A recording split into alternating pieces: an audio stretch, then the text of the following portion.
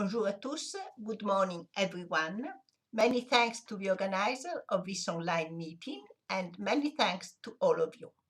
This is my fourth conference in Canada and I always appreciated the great hospitality of a very young country where space and time are different from old Europe.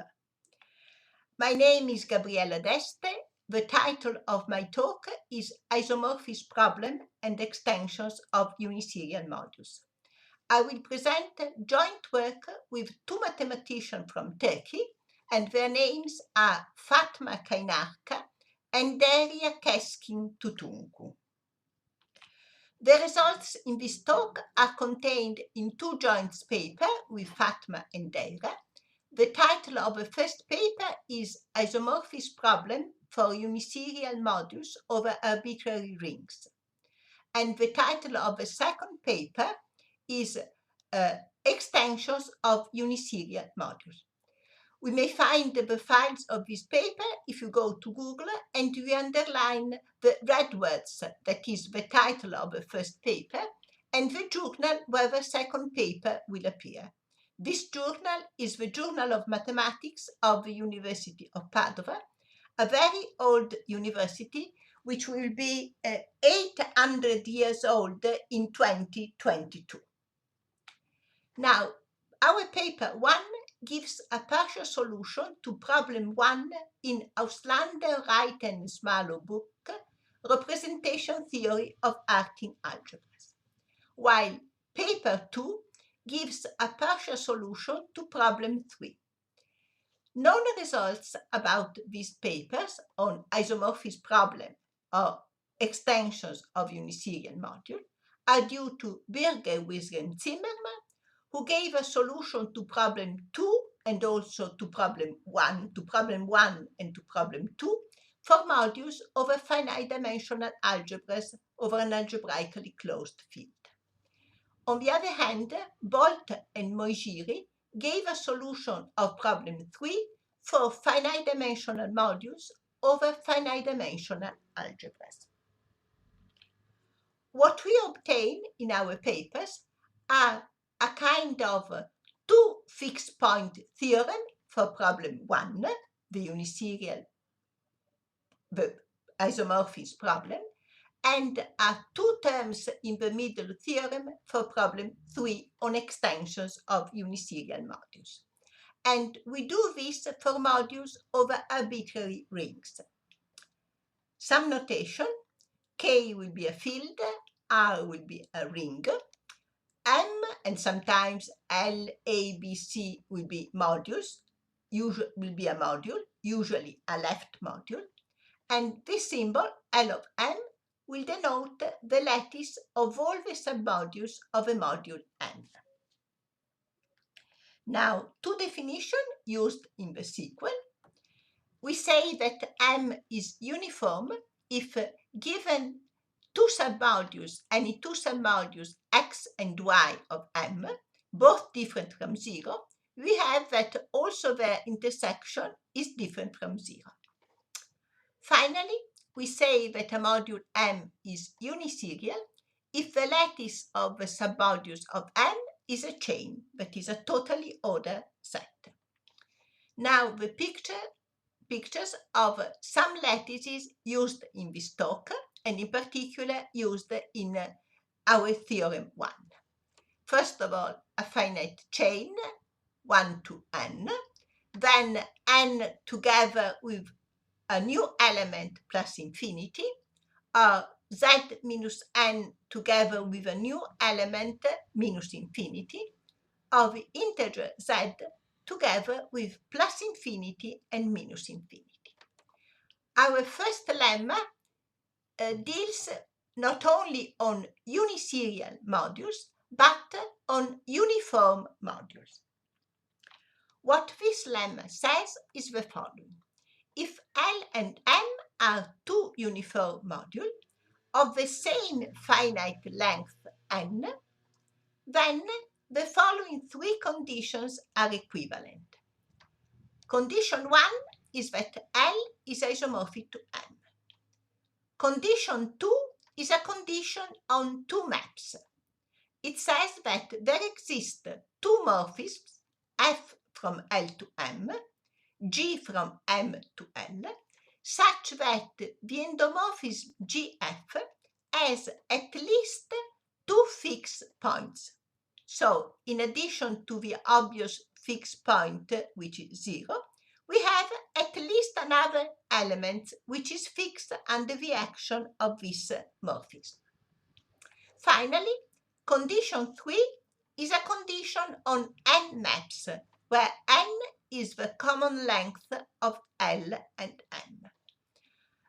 What this condition says is that there exist n morphisms, F1, F2, Fn, where F1 goes from L to M, F2 from M to L, and so on, such that the composition Fn, F2, F1 is different from 0.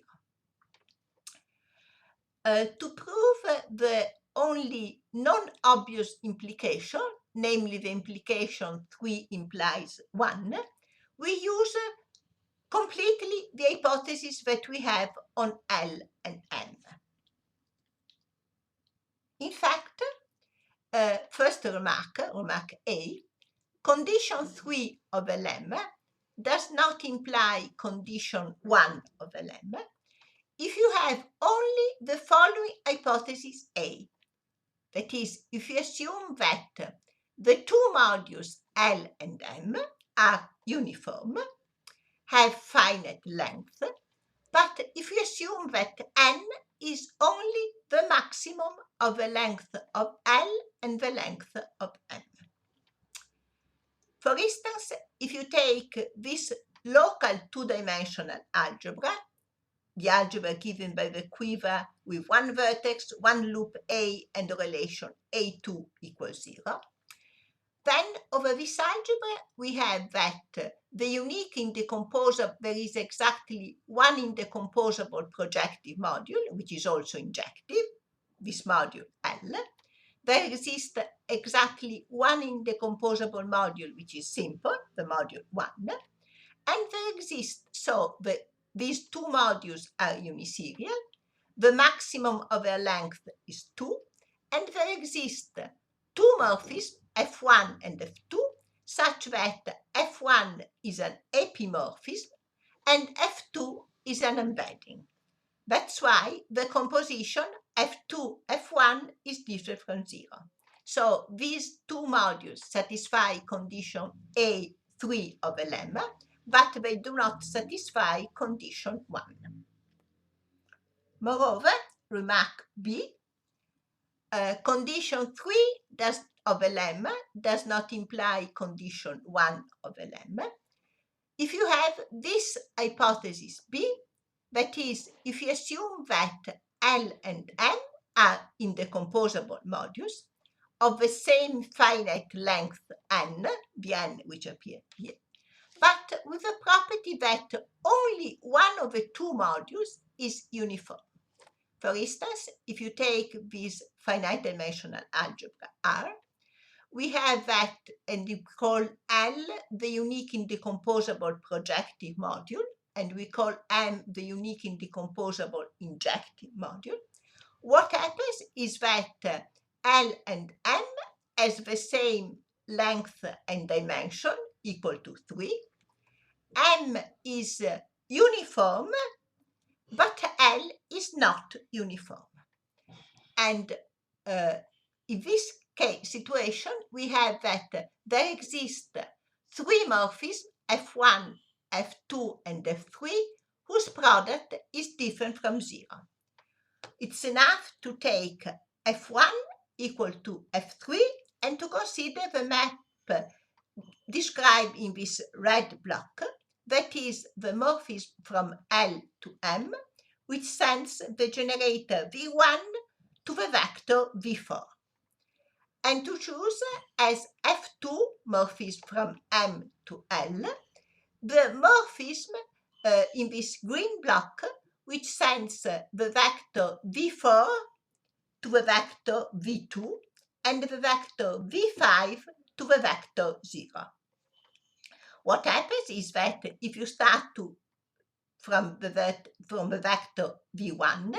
We apply the red map f1, and then we apply the green map f2, and finally the red map f3.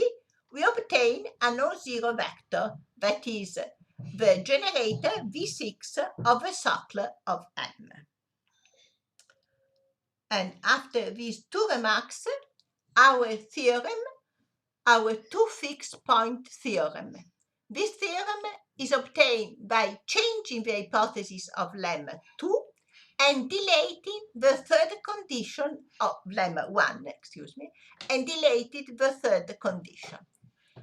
What happens is that if L and M are two uniserial modules, such that the lattices of their submodules are isomorphic and are isomorphic to one of these four chains, then the following two conditions are equivalent.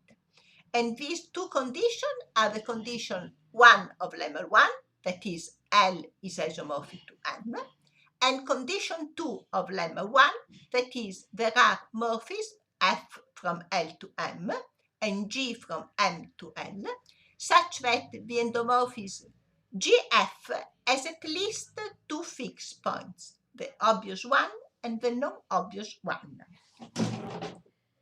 Now, here we have just two conditions, and what happens is that there is no obvious condition 3 with n morphisms or infinitely many morphisms. For instance, if R is the algebra given by this quiver, two vertices and two arrows in opposite direction, then the indecomposable injective module corresponding to the vertices 1 and 2, I1 and I2, are both uniserial. They are not isomorphic, but the lattices of their submodules are isomorphic to n together with plus infinity. And in this situation, we have that there exist two epimorphisms, F and G, from L to M and from M to L, whose product, such that the composition of F followed by G followed by F with F and G in alternating order is always different from 0. Now, after some results about isomorphism, our main result about extensions of uniserial module is the following two terms in the middle theorem. What happens is that if A and C are two uniserial modules, and if you have a short exact sequence which does not split of the form 0, A, B, C, 0, and if a module in the middle B is decomposable, then the following facts hold. First of all, B is the direct sum of exactly two indecomposable modules, B1 and B2. What we know is that one of them is just indecomposable, but the second one must be uniserial. We do not know if both modules are uniserial, as in the situation studied by Bolt and Mojgiri, where the hypotheses on A and C are that these two modules are finite-dimensional modules over finite-dimensional algebras. Here in this theorem 2, we have no hypothesis on the ring and on the modules. What we also know is that the first non-zero module in this short exact sequence, the module A, cannot be simple. And similarly, the last non-zero module C in this short exact sequence cannot be simple. Concerning maps, if you look at the components F1 and F2 of a map F, and at the component G1 and G2 of a morphism G, we have that exactly two of these maps are injective and two of these maps are surjective. the green maps F1 and G2 are injective, the red maps F2 and G1 are surjective. So in the middle term of an exact sequence with A and C in uniserial, either we have an indecomposable module or we have the direct sum of an indecomposable plus a uniserial. Just one corollary, we can find uniserial modules A and C with one of the three properties. For property 1, for every short exact sequence 0, A, B, C, 0, which does not split, the middle term B is always indecomposable. Case 2, for every short exact sequence of this kind, the middle term B is always decomposable. That's why it is a direct sum of an indecomposable plus a uniserial module. Finally, case 3, neither case 1 nor case 2 happens. That is, we have sometimes an indecomposable module, sometimes a decomposable module. We can prove 1 and 2 by taking the algebra given by the Rendiconti diagram A3 with the orientation in the picture. And in this case, if A is the simple projective module 3 and C is the indecomposable injective module 1, 2, then the module in the middle is always up to isomorphism, the projective injective green module 1, 2, 3.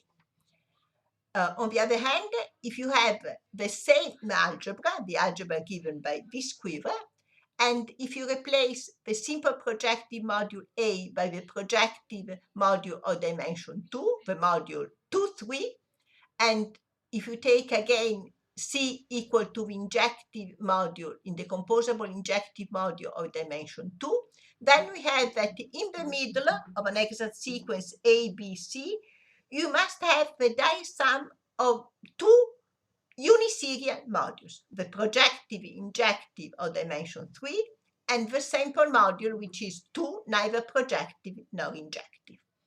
Finally, if we consider the algebra given by this quiver, again 3 vertices, 2 arrows and 1 loop A with the property that A2 is equal to 0, then if we consider the module 2, 3 equal A and 1, 2 equal 3, then you have an exact sequence of this kind where in the middle there is the direct sum of these two uniserial modules, or we have an exact sequence where in the middle we have a uniserial module of dimension 4, the module 1, 2, 2, 3. Finally, another remark about extension of uniserial module is described by this proposition. Now, if we denote by E the class of all module B, which are middle term of short exact sequences A, B, C, 0 with A and C uniserial, what happens is that this class C is big but not too big. It is big because it is closed under submodules and under factor modules. It is not too big because it is not closed under an extension. And it is possible to see that it's not closed under extensions by taking the Rendiconti diagram D4 with this orientation. And now, this is the last page. Merci beaucoup. Thank you very much.